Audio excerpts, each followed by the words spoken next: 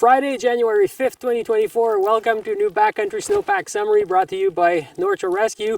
And it's snowing! Yeah, the mountains look very different than they were last week. So far, we haven't had that much snow. Maybe about at this elevation here, 30 to 40 centimeters since Wednesday. And there's a big storm coming. So we're not quite there yet for good skiing on the North Shore, but it's coming, and we could if the forecast turns out to be okay, we can get like an instant ski season overnight pretty much. That of course comes with a rise in avalanche hazard and some serious consideration, so stick around for the snowpack discussion.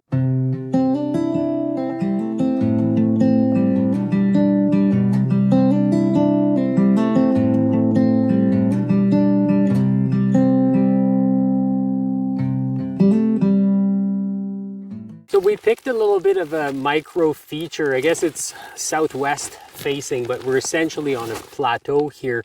We're just shy of 1,300 meters. And we find a 1.20 meters of total snowpack, which is pretty good. So what we have here, I'm not sure if you can see it on the video, but down here we have really moist snow that is partially refrozen. That's what was on the surface up until Wednesday. And then Wednesday we started to have quite a bit of precip with freezing levels that were fluctuating a little bit. So as far as the amount of precip that we got, it's about 70 to 75 millimeters. And that, depending on your elevation, that translated to anywhere between no snow at all to up here at 1,300, we have 40, just about 40 centimeters of new snow that fell since Wednesday. Within this new snow, there's a few features. So there's the new stuff that's falling right now since this morning. And you have a breakable crust, which really makes the skiing kind of treacherous right now. And underneath that, you have a layer of pretty good snow, but right in the middle of it, there's a much lighter density layer that reacted to snowpack tests actually very easily. However, the crust that we find here and down about maybe 30, they don't really seem to be problematic. It seems to be a pretty good bond, and that easy result that we found in the new snow, I expect is probably not going to last. It's probably going to get packed down with the weight of the new snow that's coming. And it's just the storm snow instability in fairly warm snow, so it's going to settle fairly quickly.